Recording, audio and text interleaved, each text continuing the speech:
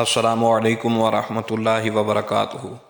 5ویں صدی ہجری کے آخر میں جب کہ خلافت عباسیہ زوال پذیر تھی اور امت مسلمہ مختلف ٹکڑوں میں بٹ کر کمزور ہو چکی تھی، مسیحی اقوام کو اپنی ناپاک آرزو کی تکمیل کا موقع مل گیا۔ میڈیا وار کے تحت پطرس راہب نے مسلمانوں کے مظالم کی فرضی داستانیں سنا کر پورے یورپ میں اشتعال پیدا کر دیا اور مسیحی دنیا میں ایک سرے سے دوسرے سرے تک آگ لگا دی۔ پوپ اربن دوم نے اس جنگ کو صلیبی جنگ کا نام دیا اور اس میں شرکت کرنے والوں کے گناہوں کی معافی اور ان کے جنتی ہونے کا مژدہ سنایا۔ زبردست تیاریوں کے بعد فرانس، انگلینڈ، اٹلی، جرمنی اور دیگر یورپی ممالک کی افواج پر مسلسل 13 لاکھ افراد کا سیلاب عالم اسلام کی سرحدوں پر ٹوٹ پڑا۔ رابرٹ نارمنڈی، گاڈفری اور ریمون التولوزی جیسے مشہور یورپی فرمانروا ان بپھری ہوئی افواج کی قیادت کر رہے تھے۔ شام اور فلسطین کے ساحلی شہروں پر قبضہ کرنے اور وہاں 1 لاکھ سے زائد افراد کا قتل عام کرنے کے بعد شعبان 492 ہجری جولائی 1099 میں صلیبی افواج نے 42 دن کے محاصرے کے بعد بیت المقدس پر قبضہ کر لیا، وہاں خون کی ندیاں بہا دیں۔ فرانسیسی مورخ میشو کے بقول صلیبیوں نے ایسے تعصب کا ثبوت دیا جس کی مثال نہیں ملتی۔ عربوں کو اونچے اونچے برجوں اور مکانوں کی چھتوں سے گرایا گیا، آگ میں زندہ جلایا گیا، گھروں سے نکال کر میدان میں جانوروں کی طرح گھسیٹا گیا۔ صلیبی جنگجو مسلمانوں کو مقتول مسلمانوں کی لاشوں پر لے جا کر قتل کرتے۔ کئی ہفتوں تک قتل عام کا یہ سلسلہ جاری رہا۔ 70,000 سے زائد مسلمان صرف مسجد اقصیٰ میں تہہ تیغ کیے گئے۔ عالم اسلام پر نصرانی حکمرانوں کی یہ وحشیانہ یلغار تاریخ میں پہلی صلیبی جنگ کے نام سے مشہور ہے۔ عیسائی کمانڈر نے فتح کے بعد یورپ کو خوشخبری کا پیغام بھجوایا۔ اس میں لکھا کہ اگر آپ اپنے دشمنوں کے ساتھ ہمارا سلوک معلوم کرنا چاہیں تو مختصراً اتنا لکھ دینا کافی ہے کہ جب ہمارے سپاہی حضرت سلیمان علیہ السلام کے معبد یعنی کہ مسجد اقصیٰ میں داخل ہوئے تو ان کے گھٹنوں تک مسلمانوں کا خون تھا۔ بیت المقدس کے سقوط کے بعد مسیحی اقوام نے مقبوضہ شام و فلسطین کو تقسیم کر کے القدس، طرابلس، انطاکیہ اور یافا کی 4 مستقل صلیبی ریاستیں قائم کر لیں۔ حالات نہایت پرخطر تھے۔ عالم اسلام کے اکثر حکمران خانہ جنگیوں میں مست تھے، بعض صلیبیوں کے حلیف بن گئے تھے، ان میں سے کوئی بھی نصرانیوں سے ٹکرانے کا حوصلہ نہ رکھتا تھا۔ اس صورتحال میں صلیبیوں کا مسلمان ملکوں میں داخلہ آسان تر بنتا گیا، یہاں تک کہ صرف 1 سال اور چند ماہ کے عرصے میں اس حساس اسلامی خطے میں ان صلیبیوں کی مندرجہ ذیل 3 صلیبی حکومتیں مارز وجود میں آئیں۔ رہا کی حکومت جو 10 مارچ کو قائم کی گئی، انطاکیہ کی حکومت اسی سال ہی حزیران میں قائم ہوئی جس میں القدس شہر پر قبضہ کر لیا۔ پھر 1099 میں القدس شہر میں اس حکومت کو منتقل کر دیا گیا۔ پھر یہ شہر صلیبیوں کے ہاتھوں ہی میں چلتا آیا، یہاں تک کہ 88 برس بعد صلاح الدین ایوبی رحمۃ اللہ علیہ نے 1187 میں ان سے واپس لیا۔ طرابلس کی حکومت 1109 میں بنائی گئی۔ صلیبیوں کی اس تیز رفتاری سے حکومتیں بنا لینے میں ہمیں زیادہ حیرانی نہیں ہونی چاہیے، کیونکہ ہم گزشتہ پشیمان کن اور ذلت آمیز اسباب دیکھ چکے ہیں، اور اس سے بڑھ کر یہ حالت دیکھتے ہیں کہ ہمارے ان قلعوں کے والیوں اور شہروں کے امراء میں سے چند ایک تو ان حملہ آوروں سے باقاعدہ تعاون بھی کیا کرتے تھے، اپنے مال اور اپنی اولاد اور ان کے سامنے حاضر خدمت کر دیا کرتے تھے، اس حال میں کہ وہ القدس شہر پر قبضہ کرنے والے تھے، جیسا کہ شیزر میں بنو منقذ نے کیا اور طرابلس میں بنو عمار نے یہ غدارانہ کام کیا۔ اور ان میں کچھ اور بھی ہیں جو ان کے نقش قدم پر چلے، جو اپنی حقیر، کمینی اور ذلیل حکومتوں کو بچانے کے عوض اس قومی خیانت اور ذلت پر راضی ہو بیٹھے تھے۔ تقریباً 40 سال تک عالم اسلام پر جمود طاری رہا، پھر یکایک ان ساکت لہروں میں جہادی اضطراب پیدا ہونا شروع ہو گیا۔ یہ بالکل نہیں ہو سکتا کہ مسلمان انہی حالات میں سے گزرتے چلے جائیں۔ ان مایوسیوں کے بعد امت کا شعور بیدار ہونا شروع ہوا، ان سے نجات پانے اور رہائی حاصل کرنے کے لیے سوچیں پروان چڑھنے لگیں، کیونکہ مسلمان باوجود ان کٹھن حالات کے جو ان پر چھائے ہوئے تھے پھر بھی قرآن پاک، سنت نبوی صلی اللہ علیہ وسلم اور سیرت نبوی صلی اللہ علیہ وسلم کی برکت سے اپنے دلوں میں، اپنے وجود کی روئیں روئیں میں اور ریشے ریشے میں اسلامی عقائد و تعلیمات کو جگہ دیتے آئے تھے، جس کی برکت سے ان کے اندر جہادی جذبہ اور امت مسلمہ کی بیداری کا شوق پیدا ہوا اور یہ دوبارہ جا کر صلیبیوں سے ٹکرائے۔ السلام علیکم ورحمۃ اللہ وبرکاتہ۔ ان کربناک حالات میں اللہ تعالیٰ نے ایک ترکی نوجوان عماد الدین زنگی کو اس کام کے لیے حوصلہ بخشا، یہاں تک کہ 521 ہجری میں موصل کی چھوٹی سی ریاست اس کے ہاتھ لگ گئی۔ پھر اس نے بتوفیق الہی اپنی شان عبقری، جرأت و ہمت، جذبہ ایمانی اور غیرت اسلامی کے جذبوں سے سرشار ہو کر مسلمانوں کی آرزوؤں اور تمناؤں پر لبیک کہتے ہوئے اس مشکل کام کا بیڑا اٹھایا۔ اپنی مختصر سی اسٹیٹ کو اس طرح وسیع کیا کہ حلب، حمات اور حمص کے علاقے اپنے ساتھ ملا لیے ہیں، جس سے ایک چھوٹا سا متحدہ اسلامی بلاک بن گیا۔ پھر دیکھتے ہی دیکھتے اس جہاد کی برکت سے الرہا کا علاقہ صلیبیوں سے واگزار کروا لیا، اور 539 بمطابق 1144 عیسوی میں عیسائیوں کو اس حکومت کو ختم کر دیا۔ تو مسلمانوں نے کسی حد تک راحت و اطمینان کا سانس لیا۔ ان کی خود اعتمادی پلٹ آئی۔ انہوں نے الرہا شہر پر اپنے دوبارہ قبضے کو فتح الفتوح کا نام دیا۔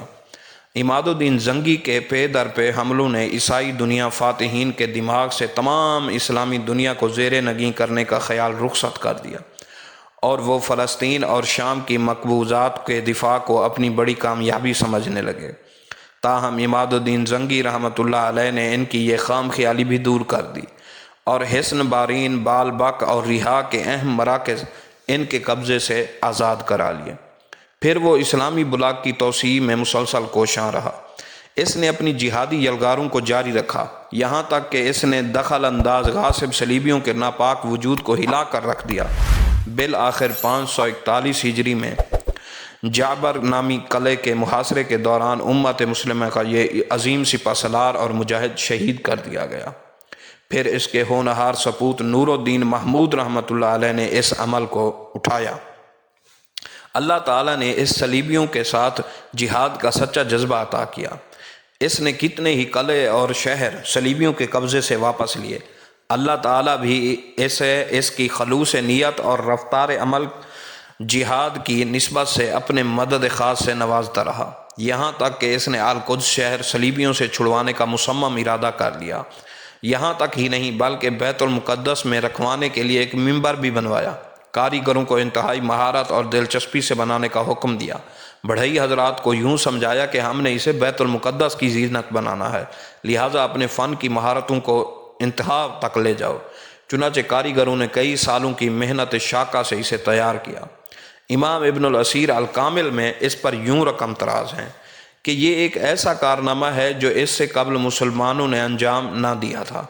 ان کوششوں کے ساتھ ساتھ اس نے اسلامی بلاک کو متحد اور بیدار رکھنے کی کاوشیں بھی تیز تر کر دیں، جن کے نتیجے میں اللہ تعالیٰ نے اسے بکھری ہوئی چھوٹی چھوٹی من پسند قلعوں اور شہر کی حکومتوں کی بجائے ایک طاقتور جہاد کو جاری رکھنے والی سلطنت عطا فرمائی۔ جزیرۃ فراتیہ، سوریہ یعنی شام، اردن، مصر، حجاز اور یمن اس سلطنت کو مضبوط پائے تخت سمجھے جانے لگے۔ سلطان نور الدین زنگی رحمۃ اللہ علیہ نے صلیبیوں سے جہاد کا علم سنبھال لیا اور اپنے مسلسل حملوں سے تمام دنیا عیسائیت کو بدحواس کر دیا۔ یوں محسوس ہونے لگا کہ نور الدین زنگی کی قیادت میں مسلمان جلد یا بدیر بیت المقدس کو بازیاب کرا لیں گے۔ اس خطرے کو بھانپ کر جرمنی کے بادشاہ کو نیراد ثالث اور فرانس کے تاجدار لوئی ہفتم نے مشترکہ تیاری کے ساتھ ایک ٹڈی دل لشکر ترتیب دیا اور 1147 عیسوی میں عالم اسلام پر چڑھائی کر دی۔ سلطان نور الدین زنگی رحمۃ اللہ علیہ نے مومنانہ شجاعت اور غیر معمولی استقامت کے ساتھ 2 سال تک ان کا بھرپور مقابلہ کیا اور انہیں عبرتناک شکست دے کر واپس لوٹنے پر مجبور کر دیا۔ عیسائی حملہ آوروں کی اس دوسری مشترکہ یلغار کو تاریخ میں دوسری صلیبی جنگ کے نام سے یاد کیا جاتا ہے۔ چند سال بعد سلطان نور الدین زنگی نے ایک زبردست مارکے میں 10,000 صلیبی جنگجوؤں کو تہ تیگ کر کے ان کے اہم مرکز قلعہ حارم پر قبضہ کر لیا۔ بعد ازاں دنیا عیسائیت کے مقابلے میں مضبوط مورچے تیار کرنے کے لیے انہوں نے دمشق اور مصر کو بھی زیر نگیں کر لیا۔ رمیات اور اسکندریہ کی بندرگاہوں پر تسلط کے بعد انہوں نے یورپ کے بحری راستے سے شام اور بیت المقدس کے عیسائیوں کی کمک کا راستہ بند کر دیا۔ سلطان نور الدین زنگی رحمۃ اللہ علیہ بیت المقدس کی آزادی کے لیے اپنی تیاریوں کو آخری شکل دے رہے تھے کہ ان کا وقت موعود آ گیا۔ کاش ذات باری اسے پورے عالم اسلام کو متحد کرنے کے لیے کچھ مہلت اور دے دیتی، وجود اسلامی کے ایک ایک رگ و ریشے میں روح اسلام کی سرایت ہو لینے دیتی، القدس شہر کو فتح ہو لینے دیتی، مسجد اقصی میں اس منبر کو نصب ہو لینے دیتی۔ افسوس کہ موت نے اسے مہلت نہ دی، اور پھر موت بھی اس حالت میں 569 ہجری میں قلعہ دمشق کے ایک معمولی سے کمرے میں یہ اللہ کا مجاہد اور عاجز بندہ اللہ رب العزت کی بارگاہ اقدس میں مصروف عبادت تھا۔ ابھی اس نے اپنی عمر کے 60 بہاریں ہی دیکھی تھیں۔ انا للہ و انا الیہ راجعون۔ السلام علیکم ورحمۃ اللہ وبرکاتہ۔ پھر اس کے پیچھے اس کے شاگرد رشید ناصر یوسف صلاح الدین نے بیت المقدس اور فلسطین کو آزاد کروانے کے لیے پھر سے اس علم جہاد کو اٹھا لیا۔ صلاح الدین کی شخصیت میں تقریباً تمام اسلامی محاسن و خصائل کوٹ کوٹ کر بھر دیے گئے تھے۔ اس میں بردباری، پرہیزگاری، ارادے کی پختگی و پیش قدمی، دنیا سے بے رغبتی اور سخاوت، مہارت، سیاسی تدبر، عملی ہمہ وقت جہاد کے لیے کمر بستہ، علم دوستی اور علماء کی قدردانی جیسی اعلیٰ صفات قابل رشک تھیں۔ یقیناً جن کو اللہ تعالیٰ اپنے دین کی سربلندی اپنے دشمنوں کی سرکوبی کے لیے چن لیتا ہے، ان میں یہ صفات لازماً موجود ہوتی ہیں جو اپنا حصہ ڈال کر تاریخ اسلام کا رخ صحیح جانب موڑ دیتے ہیں۔ سلطان صلاح الدین ایوبی رحمۃ اللہ علیہ کی شخصیت اسلامی تاریخ میں ایک ناقابل فراموش مقام رکھتی ہے۔ ان کی زندگی کا ہر لمحہ جہاد مسلسل سے عبارت تھا۔ انہوں نے دین مبین کی سربلندی، کفر سے جہاد اور بیت المقدس کی بازیابی کے لیے انتھک جدوجہد کی، اور اللہ بزرگ و برکت نے انہیں ان کے ارادے میں کامیاب کیا۔ سلطان صلاح الدین ایوبی کا تعلق کرد قوم سے تھا جو شام، عراق اور ترکی کی جنوبی سرحدوں میں پائی جاتی ہے۔ ان کے والد نجم الدین ایوب مشرقی آذربائیجان کے ایک گاؤں ودین کے رہنے والے تھے۔ بعد میں وہ شام آ کر عماد الدین زنگی کی فوج میں شامل ہو گئے۔ ان کے بھائی اسد الدین شیر کوہ بھی ان کے ساتھ تھے۔ دونوں نے اپنی صلاحیتوں کی بنا پر نمایاں ترقی کی۔ نجم الدین ایوب کے بیٹے ہونے کی حیثیت سے صلاح الدین ایوبی کے لیے بھی ترقی کی راستے کھل گئے۔ سلطان نور الدین زنگی نے ان کی قابلیت دیکھتے ہوئے مصر کی فتح کے لیے انہیں اسد الدین شیر کوہ کا دست راست بنا کر روانہ کیا۔ مصر پر قبضہ کے بعد کچھ عرصے بعد جب شیر کوہ نے وفات پائی تو نور الدین زنگی کے نائب کی حیثیت سے صلاح الدین ایوبی نے وہاں کی حکومت سنبھال لی۔ 559 ہجری میں سلطان نور الدین زنگی کی وفات کے بعد صلاح الدین ایوبی مصر کے خود مختار حاکم بن گئے۔ بعد ازاں انہوں نے دمشق اور شام کی چھوٹی دیگر ریاستوں کو مسلم ریاستوں کو بھی اپنی تحویل میں لے کر ایک عظیم الشان سلطنت قائم کی، جو کہ صلیبی حکمرانوں کی متحدہ طاقت کا مقابلہ کرنے اور انہیں اسلامی مکذوبات سے نکالنے کی بھرپور صلاحیت رکھتی تھی۔ اس سے قبل سلطان کی زندگی ایک عام سپاہی کی سی تھی، مگر حکمران بنتے ہی ان کی طبیعت میں عجیب تبدیلی پیدا ہوئی۔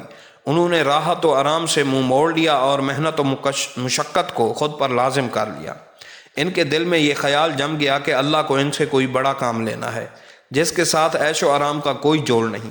وہ اسلام کی نصرت اور حمایت اور جہاد فی سبیل اللہ کے لیے کمر بستہ ہو گئے۔ ارض مقدس کو صلیبی جنگجوؤں کے وجود سے پاک کرنا انہوں نے اپنی زندگی کا مقصد بنا لیا۔ صلاح الدین ایوبی نے اپنی زندگی کے آخری برسوں کے دوران اس کام کے کرنے کی کوشش کی۔ اس کی شخصیت میں موجود خصائص و کمالات کا بھی یہی تقاضا تھا کہ تاریخ اسلام میں ہمیشہ باقی رہنے والے کچھ شاندار اور عالی شان کارنامے سر انجام دے لے۔ تو قصہ مختصر اب لیجئے، اس کے کچھ ایسے اعمال اور کارناموں کا بیان ملاحظہ کریں۔ حطین میں صلیبیوں پر قہر و غضب۔ حطین بحیرہ طبریہ کے مغربی جانب واقع ہے جو اب مقبوضہ فلسطین میں ہے۔ یہ ایک سرسبز و شاداب بستی ہے جس میں پانی کی فراوانی بھی ہے۔ اس میں جیسا کہ زبان زد عام ہے کہ شعیب علیہ السلام کی قبر بھی موجود ہے۔ اس بستی کے قریب ہی سلطان صلاح الدین ایوبی رحمۃ اللہ علیہ کا صلیبیوں سے ایک خون ریز معرکہ ہوا۔ وہ کس طرح ہوا، ابھی تاریخ کے اوراق پلٹتے ہیں۔ 583 ہجری میں ماہ ربیع الاول کی 24 تاریخ کو بروز ہفتہ یہ معرکہ بپا ہوا۔ اس معرکہ سے صلاح الدین ایوبی رحمۃ اللہ علیہ کی حالت مضبوط، قوت بازو توانا، لشکر جرار اور لوگوں کا جمع غفیر اس کے ایک اشارہ پر اسلام پر جانثار ہونے کو تیار تھا۔ سلطان صلاح الدین نے اللہ تعالیٰ کی عطا کردہ ان تمام نعمتوں اور قوتوں کو صلیبیوں کے مقابلے میں کرنا چاہا تاکہ ان کی اینٹ سے اینٹ بجا دی جائے۔ انہیں یہ خبر ملی کہ صفوریہ کی چراگاہ میں صلیب کے پجاری اپنے لاؤ لشکر سمیت اکٹھے ہو گئے ہیں۔ سلطان اپنے لشکروں سمیت ہتین کے علاقے بحر تبریہ کے غربی پہاڑ پر ان کے قریب ہی خیمہ زن ہوا۔ اس نے صلیبیوں کو ابھارا اور انہیں وہاں سے نکال کر ایسے علاقے میں لانے میں کامیاب ہو گیا جہاں پانی نہ تھا۔ راستوں میں جو چند چشمے اور تالاب تھے ان کو بھی اس مسلمان مجاہدین نے ناقابل استعمال بنا دیا۔ جب مسلمان اور صلیبی ایک دوسرے کے قریب ہوئے تو شدت پیاس سے صلیبی بہت تنگ ہوئے۔ اس کے باوجود وہ اور مسلمان ڈٹ کر لڑتے رہے، بہادری اور صبر سے داد شجاعت دیتے رہے۔ مسلمانوں کے مقدمۃ الجیش یعنی سپاہ کے اگلے دستے بلندی پر چڑھنے میں کامیاب ہو گئے، جس کے بعد انہوں نے ان اللہ کے دشمنوں پر تیروں کی بچھاڑ سے وہ بارش برسائی کہ وہ منتشر ٹڈی دل کا حملہ ہوا۔ اس سے دشمن کے ان گنت گھوڑا سوار واصل جہنم ہوئے۔ اس دوران صلیبیوں نے بار بار پانی والی جگہ کی طرف بڑھنے کی کوشش کی، کیونکہ وہ سمجھ بیٹھے تھے کہ صرف شدت پیاس ہی کی وجہ سے وہ کثیر تعداد میں مر رہے ہیں۔ اس بیدار مغز قائد و سپہ سالار نے ان کے ارادوں کو بھانپ لیا۔ وہ ان کے اور ان کے مطلوبہ چیز یعنی پانی کے درمیان حائل رہا اور ایسے ہی ان کی شدت پیاس کو برقرار رکھا۔ پھر خود بنفس نفیس طوفانی موجوں کی طرح مسلمانوں کے پاس پہنچ کر انہیں ابھارتا رہا، جو اس شہادت کے صلے میں انہیں اللہ کے پاس ملنے والا تھا اس کی رغبت دلاتا رہا، شوق جہاد پیدا کرتا رہا۔ ان صابر اور صادق مجاہدین کے اللہ کے تیار شدہ نعمتوں کو یاد دلاتا رہا تو مسلمانوں کی حالت دیدنی بن گئی۔ وہ موت یعنی مرتبہ شہادت کے حصول کے لیے دیوانہ وار آگے بڑھنے لگے۔ جوں اپنے سپہ سالار کی حالت کو دیکھتے، اس کے ایمان افروز باتوں کو سنتے تو ظاہری زندگی سے دستکش ہو کر جنت کی طرف لپکنے لگتے، گویا کہ اپنی زبان حال سے یوں پکار رہے ہوں کہ ہمیں ان صلیبیوں کی صفوں کے پیچھے جنت مل رہی ہے۔ چشم زدن میں ایک نوجوان مسلمانوں کی صفوں سے بجلی کی طرح نمودار ہوا اور صلیبیوں کی صفوں کے سامنے سینہ تانے کھڑا ہو گیا۔ جیسے موت پر بیعت کرنے والے لڑتے ہیں، ایسی بے جگری سے لڑا کہ دشمن حیران و ششدر رہ گیا۔ پھر دشمن اس پر ٹوٹ پڑے اور اسے شہید کر دیا۔ اس کا شہید ہونا کیا تھا کہ پٹرول کے خزانوں میں آگ سلگا دی گئی۔ مسلمان طیش میں آ گئے، ان کے سینوں میں جوش انتقام کا طوفان ٹھانٹھے مارنے لگا، لہذا انہوں نے ایسا نعرہ تکبیر بلند کیا جسے کائنات کے کناروں نے سنا ہوگا اور آفاق عالم نے جس کا جواب دیا ہوگا۔ پھر مسلمانوں نے صلیبیوں پر وہ پرخلوص فدائیانہ اور جانثارانہ حملے کیے جنہوں نے صلیبیوں کی صفوں کو تتر بتر کر کے رکھ دیا۔ صلیبی فوج کے سربراہ الکونسار ریمونڈ کا دل مایوسی اور نا امیدی سے بھر گیا۔ اس نے میدان جنگ سے فرار ہونے کی کوشش کی، لیکن یہ کیسے ہو سکتا تھا؟ اس نے اپنا ایک گھوڑا سوار دستہ اکٹھا کیا اور قریبی مسلمانوں پر حملہ آور ہوا تاکہ بھاگنے کے لیے کوئی راستہ بنا سکے، لیکن اس جانب سلطان صلاح الدین ایوبی کا بھتیجا تقی الدین عمر مقرر تھا۔ جب اس نے دیکھا کہ وہ ایک مصیبت زدہ اور مایوس آدمی کے حملہ کرنے کی طرح حملہ آور ہیں، کوئی راہ فرار چاہتے ہیں، تو اس نے بھاگنے کی راہ دے دی۔ انہوں نے جان کی امان ہی میں عافیت جانی اور دم دبا کر بھاگ نکلے۔ وہ ایسے بھاگ رہے تھے کہ پلٹ کر بھی نہ دیکھتے تھے، کیونکہ ان کی مطلوب ایک ہی چیز تھی کہ بھاگو اور جان بچاؤ۔ صلیبیوں کو اس بات کا یقین ہو گیا تھا کہ کوئی راستہ انہیں موت سے بچا نہیں سکے گا، سوائے اس کے کہ اپنے عقیدہ کا خواہ وہ کیسا بھی ہے دفاع کرنے والوں کی طرح بہادری کے جوہر دکھاتے ہوئے موت کی طرف بڑھ جاتے۔ ادھر ان مسلمانوں کا کیا جوش اور ولولہ ہوگا جو اپنے سچے عقیدے کے ساتھ لڑ رہے تھے، جن کے گھر بار لوٹ لیے گئے تھے، جن کے علاقے چھین لیے گئے تھے۔ صلیبی ایک بار پھر جمع ہوئے مسلمانوں پر کئی حملے کے قریب تھا کہ مسلمانوں کو ان کی جگہوں سے ہٹا دیتے اگر ان پر اللہ تعالیٰ کی خاص عنایت نہ ہوتی۔ بس یہ ہوتا رہا کہ ہر بار صلیبی جب حملے سے واپس پلٹتے تو مقتولین اور مجرمین کی تعداد میں اضافہ ہی پاتے، یہاں تک کہ کمزور سے کمزور تر بنتے گئے۔ امام ابن الاسیر کے بقول مسلمانوں نے انہیں دائرے کی محیط کی طرح گھیرے میں لے لیا، کچھ باہر بچے تو وہ حتین کے ایک جانب ایک ٹیلے پر چڑھنے میں کامیاب ہو گئے۔ وہاں انہوں نے اپنے خیمے نصب کرنے چاہے تو مسلمان ان پر چاروں طرف سے ٹوٹ پڑے، اکثر کو واصل جہنم کیا۔ پھر وہ ایک خیمہ نصب کرنے میں کامیاب ہو گئے، اور وہ بھی اپنے بادشاہ کا خیمہ۔ السلام علیکم ورحمۃ اللہ وبرکاتہ۔ مسلمانوں نے دریں اثنا ان سے اس صلیب اعظم کو چھین لیا جس کو صلیب الصلبوت کہتے تھے۔ اس صلیب کا مسلمانوں کے قبضے میں آ جانا ان کے لیے سب سے بڑی پریشانی بن گئی۔ اوپر سے اللہ کا لشکر یعنی مسلمان انہیں تحت کیے جا رہے تھے اور بے شمار کو قیدی بھی بنا رہے تھے، یہاں تک کہ اس ٹیلے پر بادشاہ کے خواص اور بہادر تقریباً 150 گھوڑ سوار باقی رہ گئے۔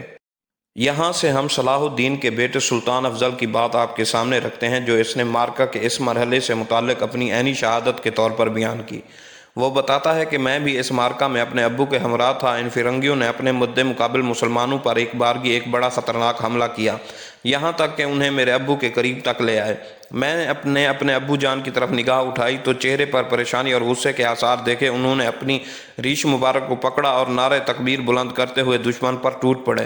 مسلمانوں نے ان کی پیروی کی، فرنگی شکست کھا کر پیچھے ہٹے اور ایک ٹیلے تک پہنچ کر پناہ گزین ہوئے۔ میں اس دم زور زور سے چلا رہا تھا، ہم نے انہیں ہرا دیا، ہم نے انہیں شکست دے دی۔ فرنگی دوبارہ پلٹے، دوسری بار بھی حملہ آور ہوئے۔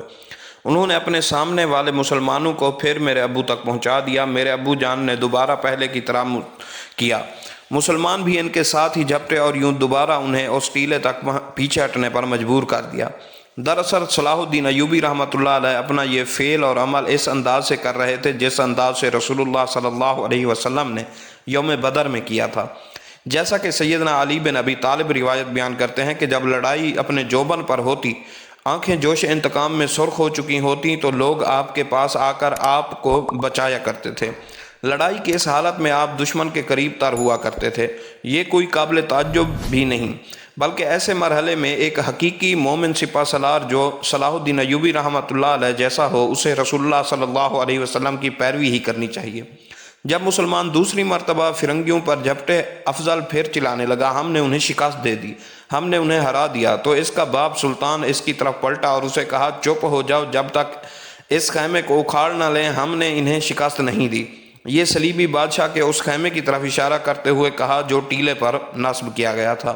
صلاح الدین ایوبی رحمۃ اللہ علیہ نے ابھی اپنا یہ جملہ پورا بھی نہ کیا تھا کہ مجاہدین کی طرف سے اس خیمے کو زمیں بوس کیا جا چکا تھا۔ سلطان نے یہ دیکھتے ہی اپنے گھوڑے سے نیچے اتر کر بارگاہ الہی میں سجدہ ادا کیا۔ اس کے ساتھ ہی اللہ تعالیٰ نے مسلمانوں پر جو انعام فرمایا تھا، آپ کے گندم گو رخساروں پر خوشی اور انبساط کے آنسو موتی بن کر بہہ رہے تھے۔ اللہ اکبر! یہ یادگار مارکہ فلسطین کی صلیبی ریاستوں کے مکمل خاتمے اور بیت المقدس کی آزادی کا پیش خیمہ ثابت ہوا۔ اس مارکے کے متعلق مغربی مورخ لین پول لکھتا ہے کہ کٹے ہوئے سر خربوزوں کی فصل کی مانند ہر طرف بکھرے پڑے تھے۔ مسلمان ٹیلے پر چڑھ گئے، تمام فرنگیوں کو قیدی بنا لیا۔ ان میں بیت المقدس کا بادشاہ جان نورجیان اور کورک قلعہ کا مالک البرنس ارنات بھی شامل تھا۔ تمام فرنگیوں میں اس سے بڑھ کر کوئی مسلمانوں کا دشمن نہ تھا۔ مسلمانوں نے ان میں سب سے عظیم المرتبہ بڑی فوج کے commander in chief Gerard de Ridefort کو بھی گرفتار کر لیا۔ مسلمانوں نے ان کے بہت سے سرکردہ لیڈروں کو بھی قابو کر لیا۔ اس کے علاوہ بری فوج اور صحرائی بیابانی فوجوں کے دستوں کو بھی گرفتار کر لیا تھا۔ خلاصہ یہ کہ ان میں واصل جہنم بھی بکثرت ہوئے اور گرفتار بھی بکثرت ہوئے۔ جو کوئی ان کے مقتولوں کو دیکھتا تو یہ خیال کرتا کہ کوئی ایک بھی گرفتار نہ ہوا ہوگا، یعنی سب کے سب واصل جہنم ہو گئے ہیں۔ جو کوئی ان قیدیوں پر نگاہ ڈالتا تو یہ خیال کرتا کہ کوئی بھی قتل نہیں ہوا ہوگا، یعنی سب قیدی کر لیے گئے ہیں، یعنی وہ اس کثرت سے مقتول اور قیدی ہوئے تھے۔ ان ظالموں کو جب سے یہ ان اسلامی ممالک میں گھسے ہیں، اتنا بڑا نقصان برداشت نہیں کرنا پڑا تھا۔ اس مارکے میں عیسائی مورخ مچارڈ اس جنگ میں عیسائیوں کے نقصان کے طرف اشارہ کرتے ہوئے تفصیل سے لکھتا ہے کہ فتح مسلمانوں کی طرف مائل ہو چکی تھی، لیکن رات نے دونوں فوجوں کو اپنے تاریک پردے میں چھپا لیا اور فوجیں اس طرح ہتھیار پہنے ہوئے جہاں تھیں صبح کے انتظار میں پڑ رہیں۔ ایسی رات میں آرام کس کو نصیب ہو سکتا تھا؟ سلطان تمام رات فوجوں کو جنگ کے لیے برانگیختہ کرتا رہا، نہایت پرجوش الفاظ میں ان کی ہمت اور حوصلوں کو بڑھانے کی کوشش کی۔ تیر اندازوں میں 400 تیر تقسیم کر کے ان کو ایسے مقامات پر متعین کیا کہ عیسائی فوج ان کے احاطہ سے نہ نکل سکے۔ عیسائیوں نے تاریکی سے یہ فائدہ اٹھایا کہ اپنی صفوں کو قریب قریب یکجا کر لیا، لیکن ان کی طاقت صرف ہو چکی تھی۔ دوران جنگ بعض اوقات وہ ایک دوسرے کو موت کی پرواہ نہ کرنے کی تعلیم دیتے تھے اور بعض اوقات آسمان کی طرف ہاتھ اٹھا کر اللہ تعالیٰ سے اپنی سلامتی کی دعائیں مانگتے۔ کسی وقت وہ ان مسلمانوں کو جوان کے نزدیک دھمکیاں دیتے تھے اور اپنے خوف کو چھپانے کے لیے ساری رات فوج میں ڈھول اور نفیری بجاتے رہے۔ آخرکار صبح کی روشنی نمودار ہو گئی جو تمام عیسائی فوج کو بربادی کا ایک نشان تھی۔ عیسائیوں نے جب صلاح الدین کے تمام فوج کو دیکھا اور اپنے آپ کو سب طرف سے گھرا ہوا پایا تو خوفزدہ اور متعجب ہو گئے۔ دونوں فوجیں کچھ دیر تک ایک دوسرے کے سامنے اپنی اپنی صفوں میں آراستہ کھڑی رہیں۔ صلاح الدین حملے کا حکم دینے کے لیے افق پر روشنی کے اچھی طرح نمودار ہو جانے کا انتظار کرتا رہا۔ جب صلاح الدین نے وہ مہلک لفظ پکار دیا، مسلمان سب طرف سے یکبارگی حملہ کر کے خوفناک آوازیں بلند کرتے ہوئے جیسے انگریز مورخ کی مراد اللہ اکبر کی صدا ہے ٹوٹ پڑے۔ عیسائی فوج کچھ دیر تک تو جان توڑ کر لڑی، مگر ان کی قسمتیں ان کے دنوں کو ختم کر چکی تھیں۔ ان کے بائیں جانب کوہ حطین واقع تھا۔ تلواروں اور نیزوں کے سائے میں پناہ نہ دیکھ کر وہ حطین کی طرف بڑھے اور اسی کو اپنا پناہ گاہ بنا لیں، لیکن تعاقب کرنے والے مسلمان وہاں ان سے پہلے پہنچنے والے تھے۔ یہاں مقام اس عظیم اور مہیب خون ریزی کی یادگار ہونے والا تھا۔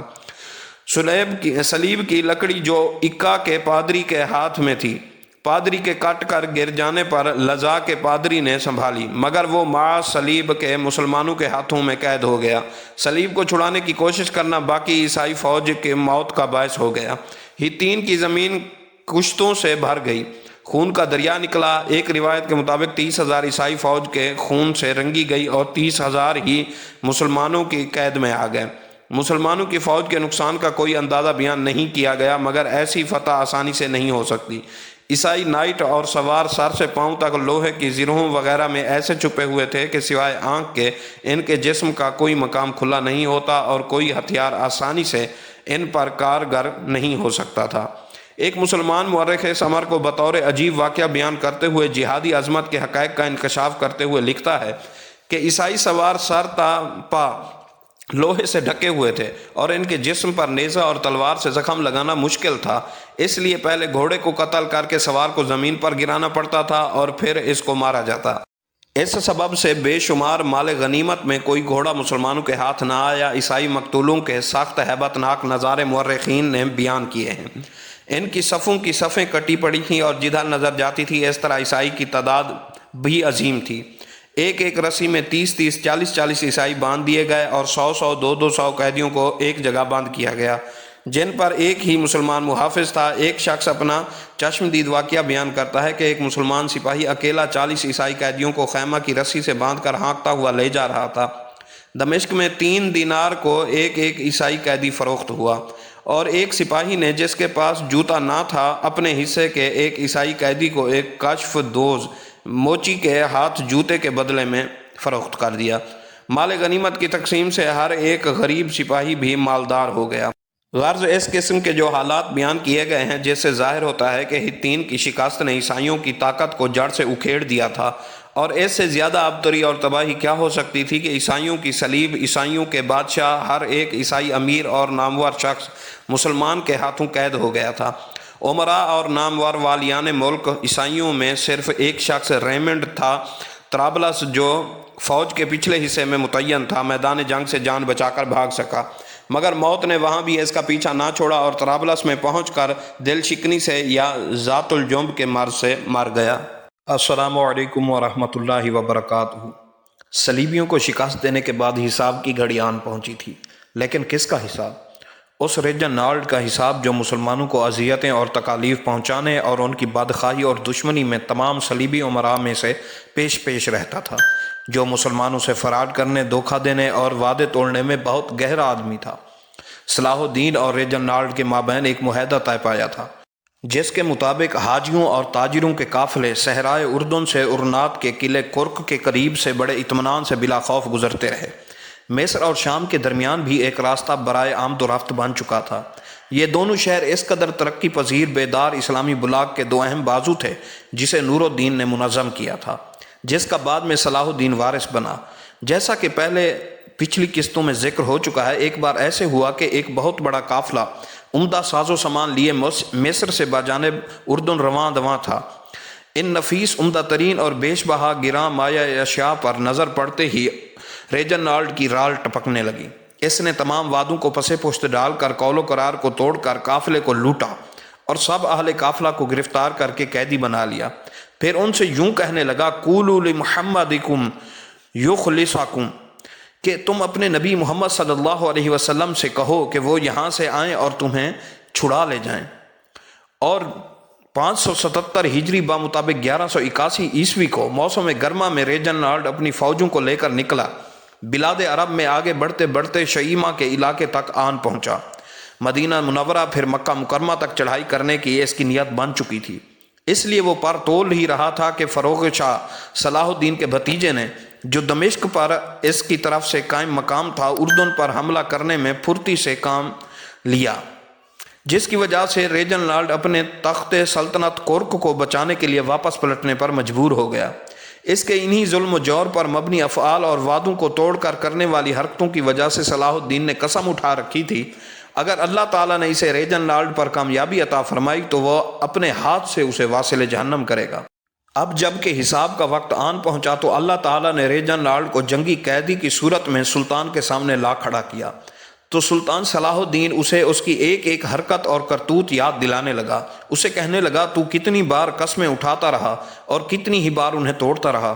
میں نے بھی تمہارے متعلق 2 مرتبہ قسم کھائی تھی، ایک مرتبہ جب تو نے مکہ اور مدینہ کے مقدس شہروں پر قبضہ کرنے کی کوشش کی تھی، دوسری مرتبہ اس وقت کہ تو نے دھوکے سے حاجیوں کے قافلے پر حملہ کیا، اور تو نے کیا بکواس کی تھی کہ اپنے نبی محمد صلی اللہ علیہ وسلم سے کہو کہ تمہیں چھڑا کر لے جائیں۔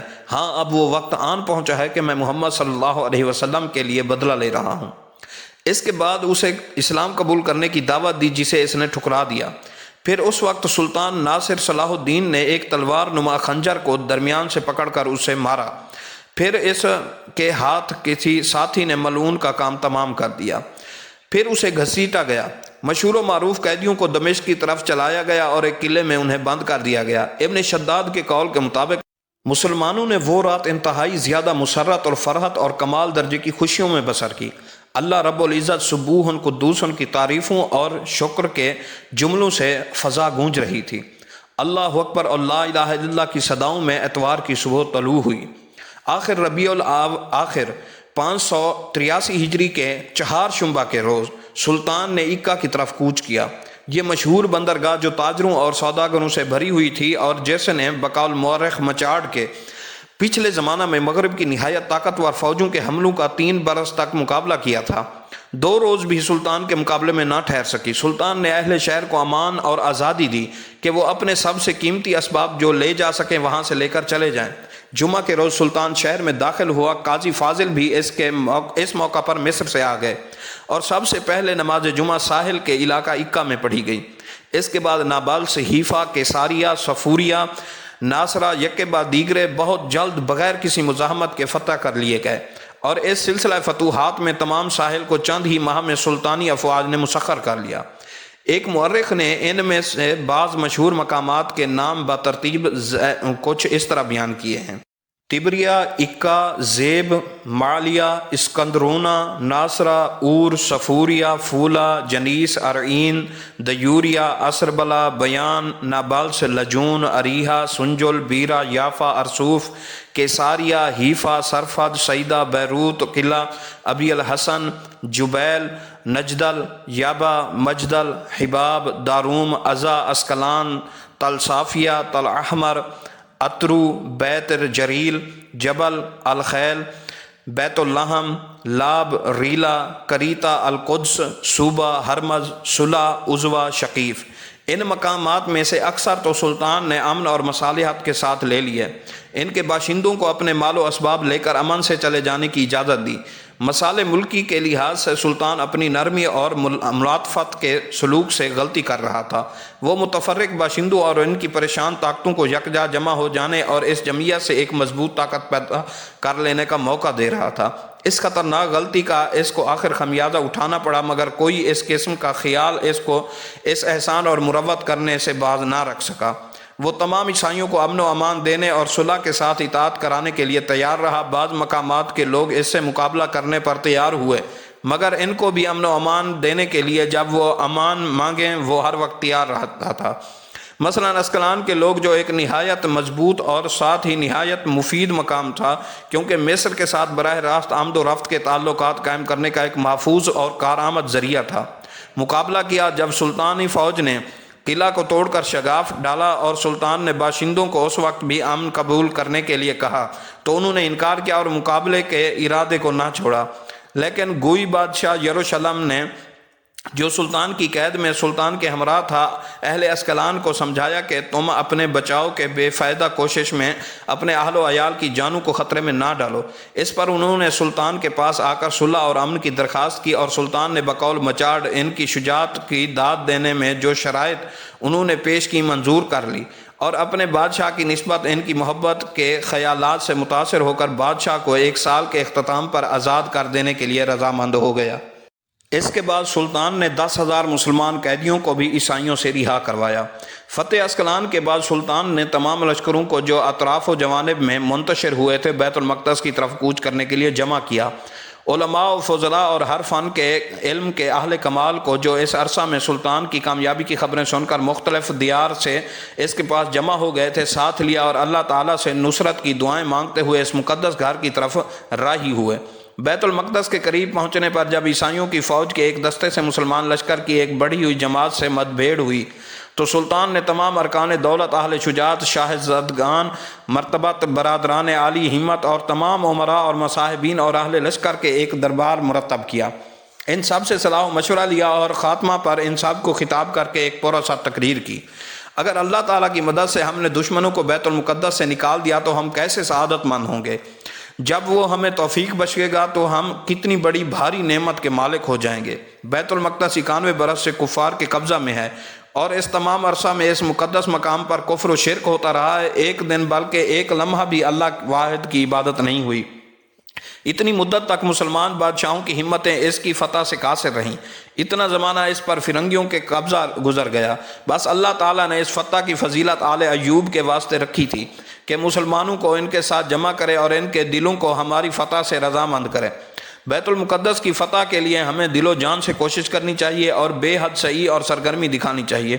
بیت المقدس اور مسجد اقصیٰ جس کی بنا تقوی پر ہے، جو انبیاء کرام علیہم السلام اور اولیاء کا مقام اور پرہیزگاروں اور نیکوکاروں کا معبد اور آسمان کے فرشتوں کی زیارت گاہ ہے۔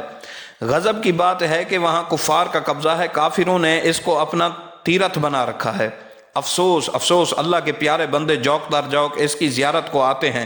اس میں وہ بزرگ پتھر ہے جس پر جناب رسول اللہ صلی اللہ علیہ وسلم کے معراج پر جانے کا منہاج بطور یادگار بنا ہوا ہے، جس پر ایک بلند قبہ تاج کی مانند تیار کیا ہوا ہے، جہاں سے بجلی کی تیزی کے ساتھ براق رفتار سید المرسلین صلی اللہ علیہ وسلم سوار ہو کر آسمان پر تشریف لے گئے اور اس رات سراج الاولیاء سے وہ روشنی حاصل کی جس سے تمام جہان منور ہو گیا۔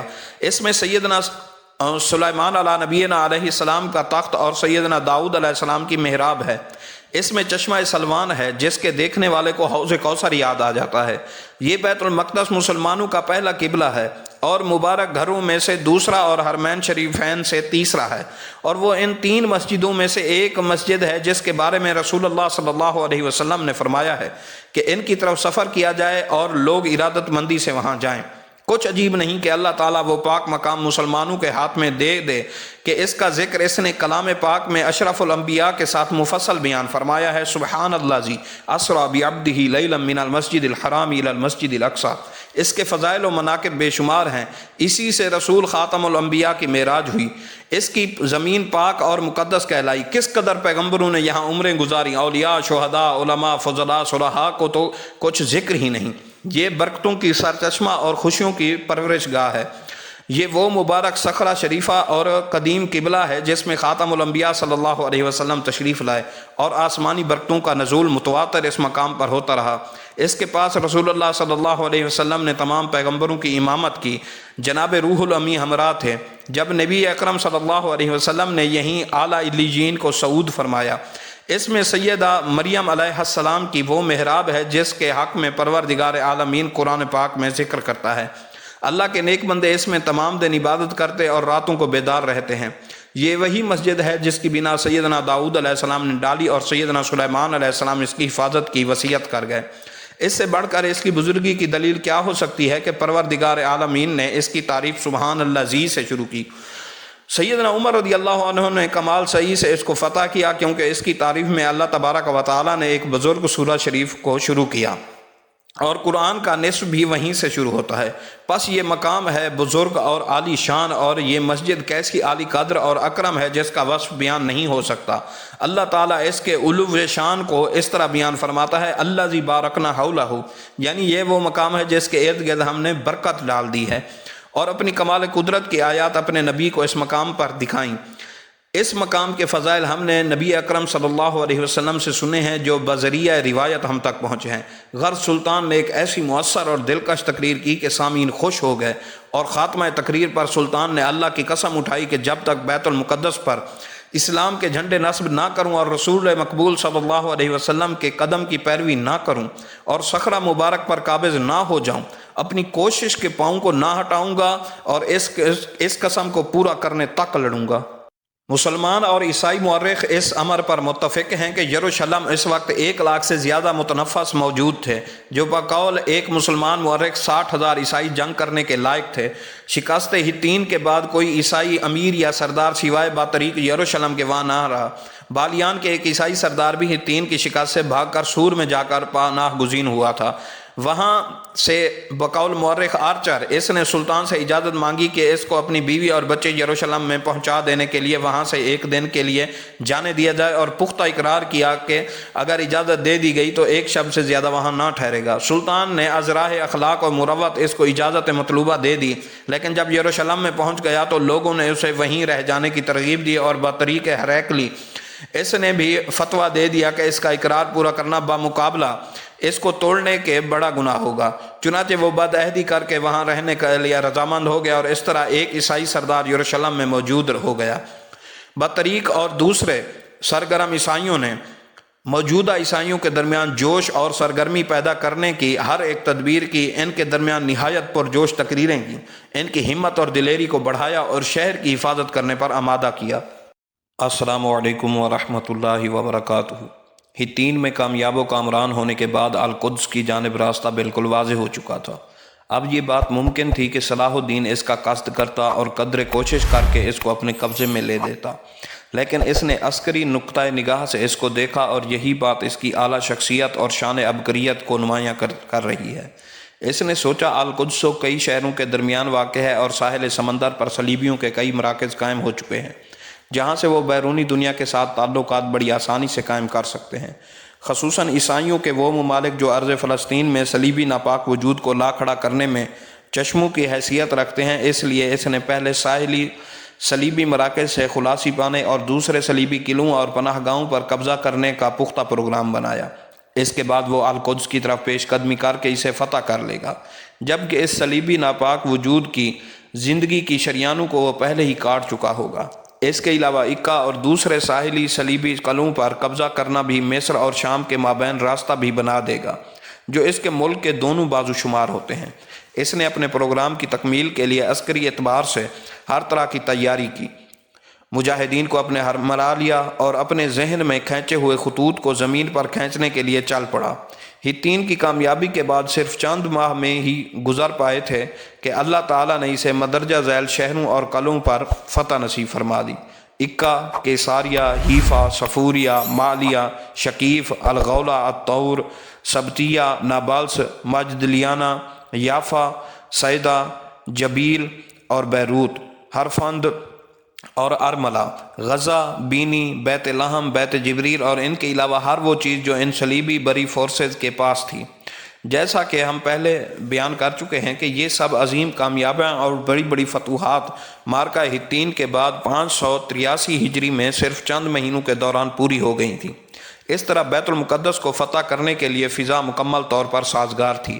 کام کو مضبوط بنیادوں پر استوار کرنے کے لیے سلطان نے مصر سے اسلامی بحری بیڑے بھی منگوا لیے، جو حسام الدین لؤلؤ الحاجب کی زیر قیادت پہنچے، جو اپنی جرأت اور بصالت اور عظیم خطرناک کاموں میں بلا خوف و خطر کود جانے میں مشہور زمانہ تھا اور صاحب المشورہ بھی تھا۔ اس نے بحر متوسط میں چکر لگانے شروع کر دیے، خصوصاً اس بات کا خیال رکھتے ہوئے کہ کہیں فرنگی ساحل فلسطین تک پہنچنے میں کامیاب نہ ہو پائیں۔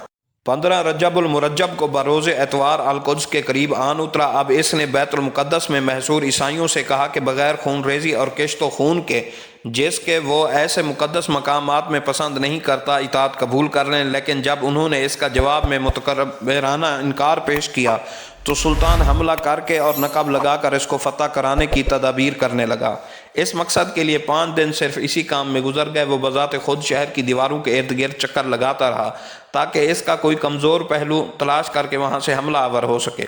بالآخر فیصلہ یہ ہوا کہ شمالی جہت سے حملہ ہی کر دے۔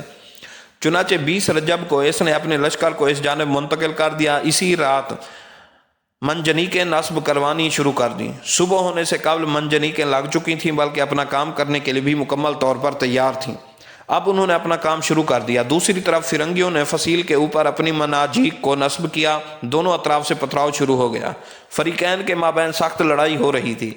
امام ابن الاسیر کے بقول ایک دیکھنے والے نے دیکھا کہ ہر ایک فریق اس لڑائی کو دین سمجھ کر لڑ رہا تھا، اور یہ بات ایسی تھی کہ دین ہی وہ چیز ہے جو انسان کے اندر متحرک اور پیدا کرتی ہے، موت کو اس کا محبوب بنا دیتی ہے، اپنا سب کچھ اس پر لٹا دینا اس کے لیے آسان ترین بنا دیتی ہے۔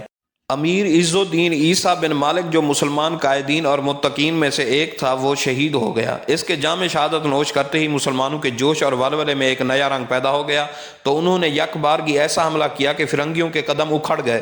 کچھ مسلمان خندق عبور کر کے فصیل تک پہنچنے میں کامیاب ہو گئے۔ دیوار توڑنے والے نقابوں نے شہر پناہ کو توڑنا شروع کر دیا، اور اسی دوران دشمن کو دور رکھنے کے لیے مناجیق بلا توقف پتھراؤ کر رہی تھی، اور تیر انداز مسلسل تیروں کی موسلا دار بارش برسا رہے تھے تاکہ یہ نقاب اپنے مقاصد کو حاصل کرنے میں کامیاب ہو جائیں۔ تو جب ان فرنگیوں کے دفاع کرنے والوں نے مسلمانوں کے حملے کی شدت اور ان کے ارادوں کی صداقت اور القدس رسول معظم صلی اللہ علیہ وسلم کی سب معراج کی عارضی قیام گاہ کو چھڑوانے کی خاطر موت کو سینے سے لگانے کے جذبات کو دیکھا، تو انہوں نے اپنی ہلاکت اور بربادی کا یقین ہو گیا، اور سوائے امان طلب کرنے کے کوئی چارہ نہ دیکھا۔ وہ مذاکرات کرنے کے لیے مائل ہوئے۔ دنیا میں کافر قوموں سے مذاکرات کا طریقہ یہی ہے کہ جہاد جاری رکھا جائے اور اللہ کے دشمنوں کا گھیرا تنگ کیا جائے، وہ مذاکرات کی اپیل کریں، یہ نہ ہو کہ مسلمان کمزوری دکھاتے ہوئے خود مذاکرات کی دعوت پیش کریں، اور وہ بھی مغلوبانہ جمہوری انداز میں، کہ جس طرح آج کل ہو رہا ہے۔ پہلے مسلمانوں پر ظلم کیا جاتا ہے، ان کو ذلیل کیا جاتا ہے، پھر مذاکرات کی سازش کر کے ان کو نام نہاد معاہدوں کے جال میں پھنسا دیا جاتا ہے۔ سلطان نے اس شرط پر امان دے دی کہ عیسائی باشندوں میں سے تمام مرد فی کس 10 دینار اور عورتیں فی کس 5 دینار اور بچے فی کس 2 دینار جزیہ دے سکیں، اپنا ضروری اسباب اور جانیں لے کر چلے جائیں۔ جو اس فدیہ یعنی زر تلافی کو ادا نہ کر سکے، وہ بطور غلاموں کے مسلمانوں کے قبضے میں رہیں گے۔ عیسائی اس شرط پر رضامند ہو گئے، اور بالیان بن بارزان اور بطریق اعظم اور داویہ اور استبراریہ کے رئیس اس رقم کے ادا کرنے کے ضامن ہوئے۔ بالیان نے 30,000 دینار مفلس لوگوں کے واسطے ادا کیے، اور جزیہ ادا کرنے والے تمام لوگ امن کے ساتھ شہر سے نکل گئے۔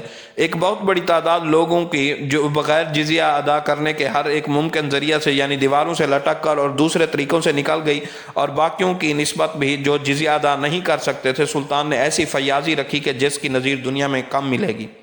ملک عادل کی درخواست پر اور اپنے بیٹوں اور عزیزوں کی درخواستوں پر بے شمار لوگ جو جزیہ ادا نہیں کر سکتے تھے آزاد کر دیے گئے۔ پھر بالیان اور بطریق اعظم کی درخواست پر بھی ایک بڑی جماعت کو آزادی دے دی گئی، اور سب کے بعد ایک بڑی جماعت اپنے نام پر چھوڑ دی۔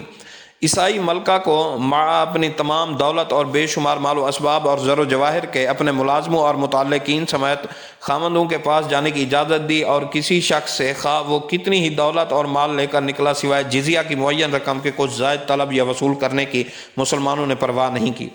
جب عیسائیوں کے گھوڑے مسلمانوں کے خون میں گھٹنوں تک چلتے رہے، سلطان کا یہ سلوک جو اس نے عیسائیوں کے ساتھ کیا تھا، اسلامی فیاضی اور تحمل اور احسان اور سلوک کی ایک ایسی مثال ہے جس پر خونخوار اور درندہ خصلت عیسائی دنیا کو اسلام اور مسلمانوں پر خون ریزی کے الزام لگانے اور اسلام کو خون ریزی کا مترادف قرار دینے کی بجائے اس کے روبرو شرمندہ ہونا چاہیے۔ صلاح الدین نے بیت المقدس کی فتح کے بعد صلیبیوں کے نشانات کو ختم کرنا شروع کر دیا، اور اس میں اسلامی طور اطوار واپس لانے شروع کر دیے۔ یہاں اسلام یوں پلٹ آیا جیسے موسم بہار میں کسی سوکھی شاخ پر تر و تازگی پلٹ آتی ہے، اور یہ نشان بلند یعنی بیت المقدس کی فتح سیدنا عمر ابن الخطاب رضی اللہ تعالی عنہ کے بعد سوائے صلاح الدین ایوبی کے کسی کا مقدر نہ بنی، اور ان کی عظمت و رفعت اور سربلندی کے لیے یہی کارنامہ کافی ہے۔ مسجد اقصیٰ کی حالت عیسائیوں نے ایسی بگاڑ دی تھی کہ جو بہت کچھ تبدیلی اور درستی کے بغیر اس میں نماز نہیں پڑھی جا سکتی تھی۔ سب سے پہلے سلطان نے اس کی درستی کا حکم دیا۔